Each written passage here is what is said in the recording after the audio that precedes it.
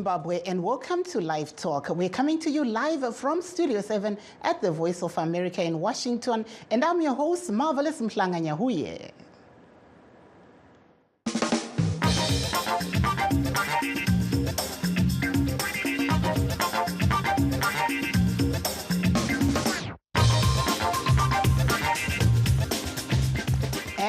Today on Live Talk, we're looking at the abduction of opposition lawmaker Tafadzwa Ngadziore in Harare today, at a time when the country is under heavy scrutiny for human rights violations by the West. We'll also be looking at President Emmerson Mnangagwa's interface with local authorities. But first, let's take a look at what is happening in the Middle East. United States President Joe Biden is facing a revolt from some members of his own Democratic Party over his unwavering support for Israel as that country expands ground operations in Gaza and Palestinian civilian casualties mount. White House Bureau Chief Patsy Widakuswara has this report. As Israeli airstrikes continue in Gaza, including this one on the Al-Shati refugee camp, an open letter to President Joe Biden from advocacy group the National Muslim Democratic Council, demanding that he broker a ceasefire by 5 p.m. Tuesday or face the consequence of millions of American Muslims withholding their support for his re-election next year. We know for a fact that our community will make a difference in the battleground states. And I think Democratic Party leaders are paying attention, and they are afraid of what's happening. And they're sending messages to the White House that this is going to hurt our chances in 2024. More than 1 million Muslim voters cast a ballot in the 2020 election, turning out in numbers large enough to potentially swing the presidential race in some battleground states. Muslim and Arab Americans traditionally vote for Democratic candidates, but a shift may be coming. A new poll by the Arab American Institute showed support for Biden dropped among Arab American voters from 59% in the 2020 election to 17% ahead of 2024. We're going to continue to engaging with the Muslim community, the Arab American community, and Palestinian American leaders to hear their concerns. In contrast, Jewish Americans are deeply appreciative of Biden's support of Israel. Israel is an important issue, remains a very important issue to Jewish voters. It's an issue about which there's a very high emotional attachment between Jewish Americans and support of Israel. About 7 million Jews live in the U.S., the same number as in Israel. They make up 3% of the U.S. electorate. Biden is also widely praised in Israel. He has been urging Prime Minister Benjamin Netanyahu to conduct the war following international humanitarian law to protect civilians. What he's saying to Israel, to help me, to help you. If you give maximum effort to fight in the right way, according to the laws of war, then it makes it easier for me to support you and get support from you in the international community and at home in America and in the Democratic Party. Polls show more Republicans than Democrats approve of Biden's decision to send weapons to Israel. I do think that there isn't a lot of room for Republicans here, whether it's Trump or the Republicans in Congress, to outflank Biden on support for Israel. Meanwhile, there's growing pressure for a ceasefire, including from anti-war protesters during Tuesday's congressional hearing. Administration officials have advocated for humanitarian pauses to allow aid to reach civilians, but say a ceasefire at this point will only benefit Hamas. Patsy Widakuswara, VOA News, Washington. Zambian authorities say trade between the country and China increased to more than 5 billion in 2022. The increased trade, however, has brought an influx of Chinese products onto local markets. Some Zambians appreciate the increased choices of products available, but others aren't happy about the competition the products present. Kathy Short reports from Lusaka in Zambia. John Zingala is one of the traders at Lusaka's Chachacha market in Zambia. He sells hardware products imported from South Africa. He used to sell clothing but quit after he discovered he could not compete with cheaper Chinese textiles. Ngala says business is tough. Previously, I was doing selling clothing, and I later adjusted to start selling hardware to re-establish my business. after being hit by these Chinese cheap products on the market. Isaac Mwape, another trader in Lusaka, sells electronic products imported from China. He seems happier with the imports. China is producing every type of good that you want. Like we are selling phones, you see we are selling laptops. They are very good. Consumers on the streets of Lusaka also have a mix of opinions about Chinese imports. I prefer Western products because they are durable. Chinese products, it's a no because they are not durable and they are cheap. I'm in support of China to be closer with us because China has been always there for us, we as Africans. Emmanuel Zulu, an economist, says countries like Zambia have not benefited fully from Chinese investments. He would like to see Zambian and Chinese authorities focus more on bringing not just goods to Zambia, but also skills and manufacturing to ensure a win-win situation for both countries. Well, it has helped to provide that accessibility to products that are not locally produced. And also, it has also provided stiff competition for products that are locally produced in Zambia. And to some degree, it has also led to non-development of the industrial base in Zambia. Zambian President Hakainde Hichilema, on a state visit to Beijing in September, signed several bilateral agreements with China aimed at strengthening cooperation between the two countries.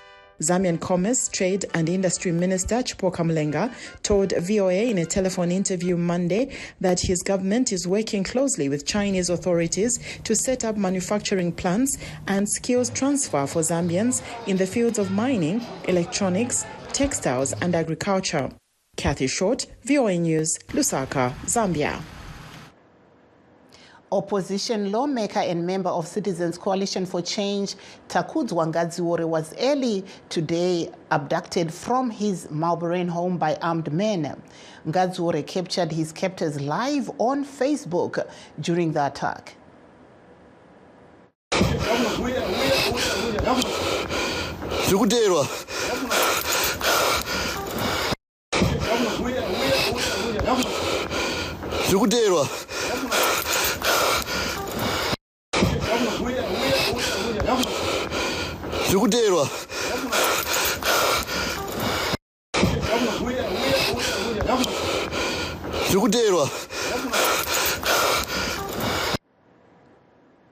And an online news site, ZimLive, says it has identified the men that abducted MP Ngadziore as Nicholas Big Daddy Kajese, a CIO agent based at Harare Central Police Station, and another man hiding his face is Abraham Pasi, also a CIO agent.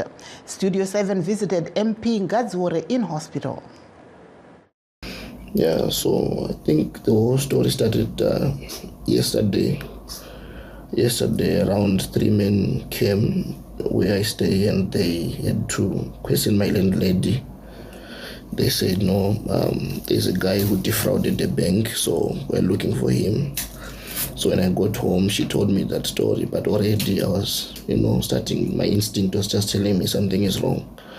So the past weeks, actually, there's an article that had been written claiming that we are planning something, we're doing something, we want to burn tires and destroy the country. So I just knew that, sometimes when the goat wants to eat you, it doesn't just eat you, it starts by accusing you to look like grass. So I knew that this is the exact moment that the state is looking after for me, and the level of state surveillance had been high.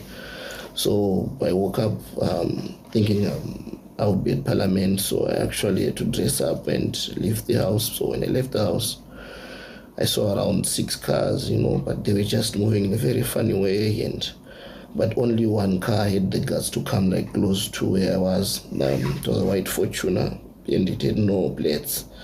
So the very funny thing that happened that moment was that, I just told myself, no, if they wanted to ask for directions, they would have at least waited.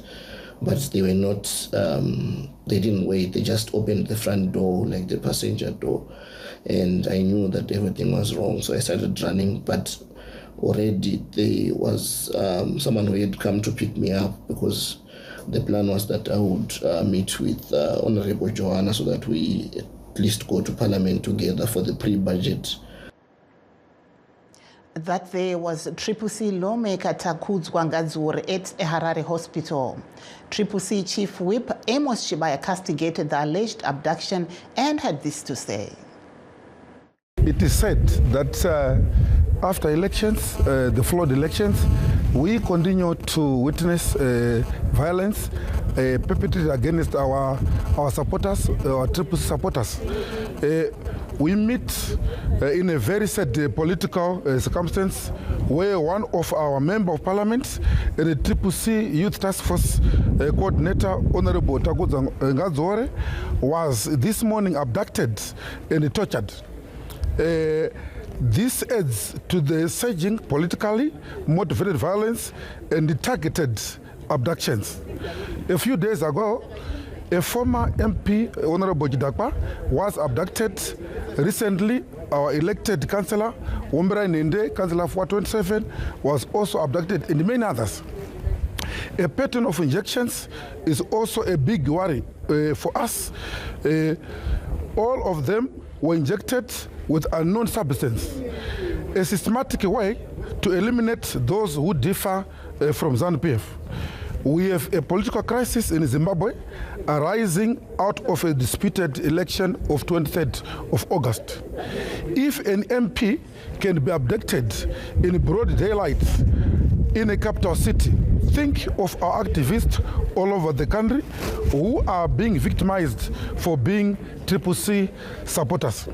We'll appeal to the law enforcement agents, particularly the police, to investigate this issue with agents and due diligence. We reject the brazen attempt to turn Zimbabwe into a pariah state. We are aware that SADC is meeting on the 4th of November to deliberate, among other issues, such developments in Zimbabwe. We'll call for the Zimbabwe's return to democracy and full respect of the law. I thank you. And that there was Triple C Chief Whip Amos Chibaya in Harare. President Emmerson Mnangagwa today addressed the 92 local authorities from who gathered in Harare today. He urged them to intensify efforts to fight cholera and prioritize service delivery. Most local authorities are headed by the opposition Triple C. The Ministry of Environment and other stakeholders are challenged to implement programs and projects that contribute to the realization of Sustainable Development Goal 11 on the clean cities and communities. Because these major cities like Harare now are the face of Zimbabwe, the nation. Bylaws, including those related to dumping of waste and littering, among us, must be stringently enforced. We cannot allow our cities to be like waste in the litter jungles, like what I sometimes see on our TV. Litter everywhere, and we say that is the capital city.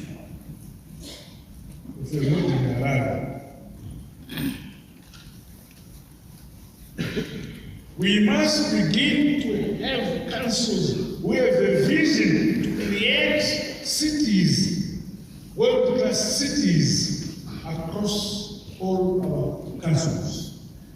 Comrades, in response to the transport needs of the ever-growing and highly productive population,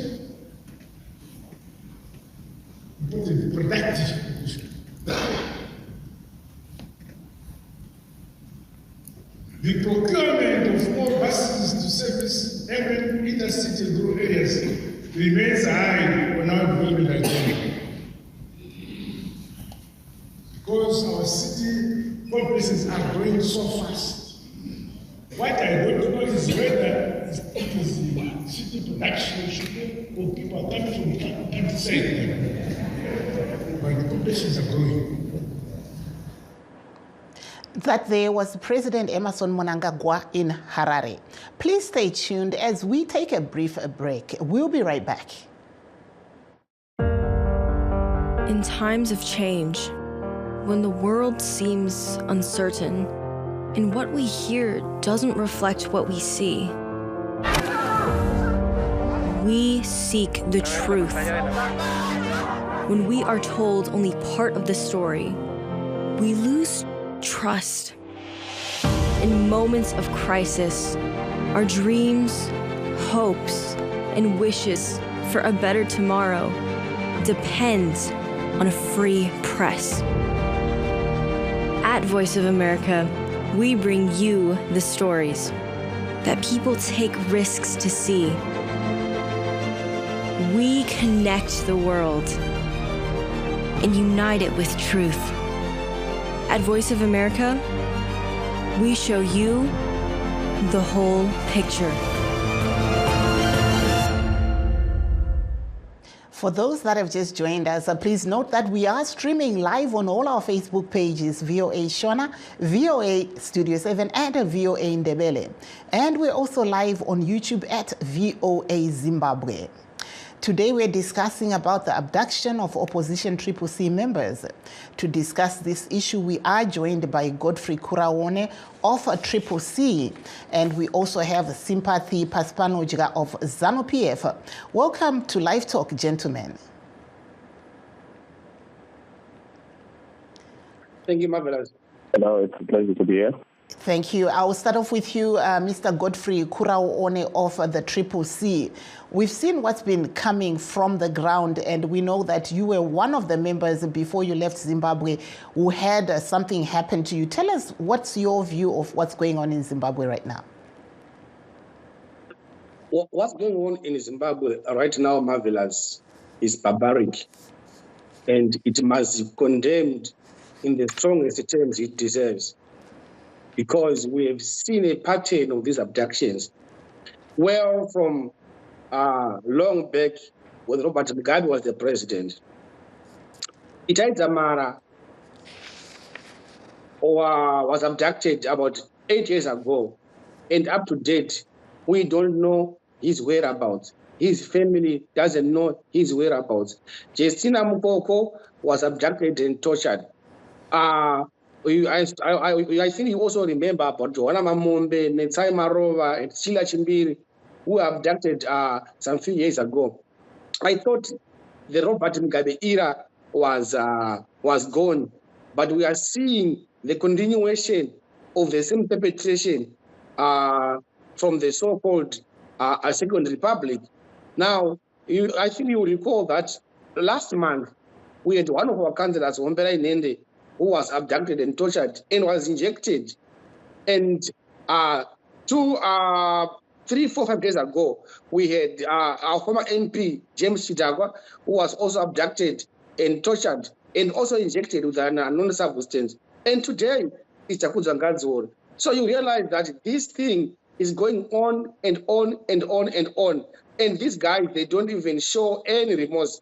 Because if you look at their statements, if you look at the way they're trying to spin stories through their propagandists, you will realize that they don't even care about human life. Thank you there, Mr. Sympathy Paspanojga. Welcome to the program. What do you say from what we're seeing happening as ZANU-PF? Where do you stand in all this? What I would like to, I like the acknowledgement that came from my brother from the CCC, that it's not just Chakudza Ngadzor today who has been allegedly abducted. You see, every time we have this problem with an insincere opposition party, every time that Zimbabwe is going, like now, on the 4th of November, the president of the Republic will be attending the SADC convention. And before that, there was the SADC report. Wombera Inende claimed to have been abducted. Now that the SADC congratulated Zimbabwe yesterday through the current chairperson, you hear of fake abductions. He spoke of Joanna Mamonde, Cecilia Chimbiru, and whatever. They claimed at some point to have been abducted. The state, because it is the duty of the state to investigate where there are areas of concern, like a serious matter such as an abduction of a citizen. Our state security agents investigated the matter, only to find that these people were busy. They were found in the streets of Harare. They were buying chicken, they were buying alcohol to go and celebrate at an Airbnb somewhere. It's very appalling to find situations where people take issues of statecraft for granted like that. They cannot accept the simple matter is, which is that they have been defeated in the election in 2018, in the election now. The only thing that they can get relevance of is when they speak of ZANU-PF. They have factional wars within the CCC. For all we know, it is them that are abducting each other. Unless Mungati the police force in Zimbabwe. Miss Marvelous. Yes. Unless the police force in Zimbabwe conduct a full investigation and don't say that ZANU-PF, this is ZANU-PF business. ZANU-PF is not in the business of abducting people. So, please hold on. Let's just give Mr. Kuraone a chance to respond. Hold on. Let's give Mr. Kuraone a chance to respond. I did not interject when you were speaking. But I thought this was our introductory speech. All the time. Okay, no, just hold on. I respected. Okay, both gentlemen, hold on. I think there's something probably that you said that Mr. Kuraone would like to respond to quickly, and then I'll come back to you. I'm not even going to ask you my following question, but Mr. Kuraone, go ahead and respond to what Mr. Paspanojga said, then I'll come back to you, Mr. Paspanojga. That's what I wanted. I wanted to say. That is what I always say here, Miss Marvelous. That's the tragedy of joining ZANU-PF. It's a cult that once you join it, you lose both your heart and your brains. That is the reason why you see these people, they want the nation to believe that these people are abducting themselves. So where is Itai Dzamara then? And Itai Dzamara was not a member of the opposition. And Gonyet was also abducted. She's not a member of the opposition. Who abducted them? Thank you there. Mr. Paspanojga, you can come in and go ahead. I'm sure Marvelous and the listeners can tell from the way we are speaking who the potential abductor is, instead of, because we are people of peace. We love peace. We are preaching peace to the rest of Zimbabwe. Then someone else is telling me that I've lost my brain. And do you think if that person meets me in the streets of Harare, won't they do harm to me? Won't they cause any harm to me? Mr. Paspanojga, peace, then someone is calling me names. Okay, gentlemen, I think let's get back. We are calling for progress. We are calling for a progressive Zimbabwe where everyone is united. We are calling for a progressive Zimbabwe which is accepted within the international community. The president is open. He is pushing the re-engagement agenda. The opposition, our insincere opposition members, are pushing for Zimbabwe to continue in isolation so that the masses continue to suffer. The masses of Zimbabwe continue to suffer so that at least they can get a chance, because they know the truth. They cannot sell whatever it is that they are selling without creating fake dramas and whatever and fake stories. Beyond fake stories, there is nothing. Beyond talking about ZANU-PF, there is nothing. They cannot sell anything. Yeah, vapaspanojga regai ndimboodzoka kwamuri ndibvunze mubvunzo kuti mataura imi kuti zvatiri kuona zviri kuitika izvi imi sevanhu veZANU-PF muri kuti aiwa zvinhu zviri kungogadzirwa hazvisi zvemachokwadi, ndo zvamuri kutaura here? Taona mapicture nemavidhio vatakudzwa. We are calling for the police. I believe we have a very effective police force in Zimbabwe. We are calling for the police to investigate thoroughly what is happening. If indeed my brother, Honorable Ngazore, was abducted, it's not ZANU-PF. But we would also want, ZANU-PF is a ruling, but we would also want to know what is happening within our country. So we are urging the police force to investigate. But If the police investigate and find that it is a similar Joanna Mamumbe story happening again, then those people must be dealt with. They cannot continue taking the whole country for a ride over silly things that they continue to do. Maybe they are trying to look for Facebook followers or whatever. How do you, my sister, there's someone who's pursuing you, how then can you just stop and because the natural instinct of a human being is self-preservation. Ideally, you would run for your life. This person stops and it takes time to take a video. No, I'm being followed. 4 hours later, then they claim that they were found. Thank you there, Mr. Paspanoja. The change of clothes and everything. We cannot continue taking the citizens of Zimbabwe for a ride. We are very serious people. ZANU-PF is a peace-loving party that is calling for the safety of all Zimbabweans. So if indeed Ngazori was abducted, we are calling for our police force to investigate the matter fully. Mr.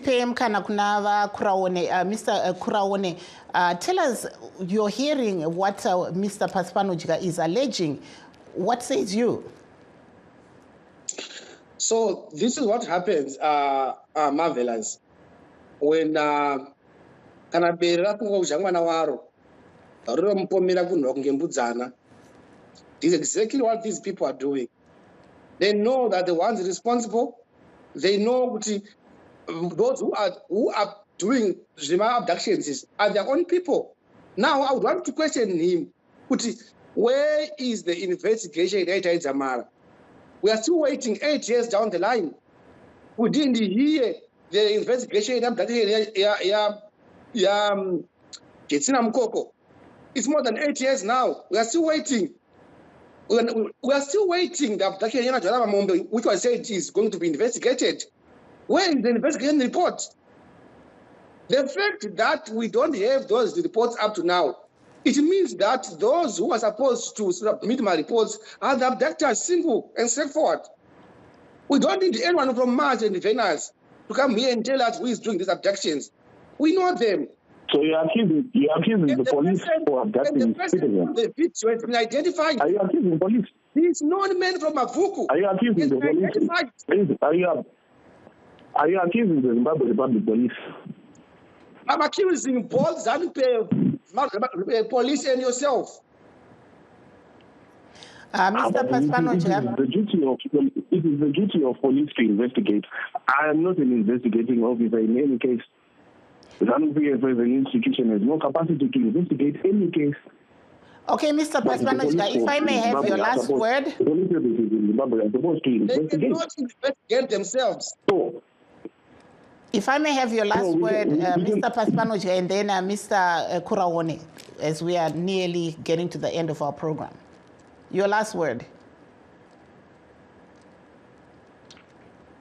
I would like to urge our brothers from across the aisle to take Zimbabwean citizens seriously. They cannot continue calling for the suffering of the masses through all these dramas that they are doing. If at all, Thank you, Mr. Paspanoja. Thank you, Mr. Paspanoja. Let me also ask Mr. Kuraone your last word in 10 seconds. We're about to close, unfortunately. My last words are that we need a government that protects its people. We don't need a government that is a predator to its people, a government that kills its own people. People should be protected by the government, not the other way around. Thank you, both gentlemen. I really would like to thank Mr.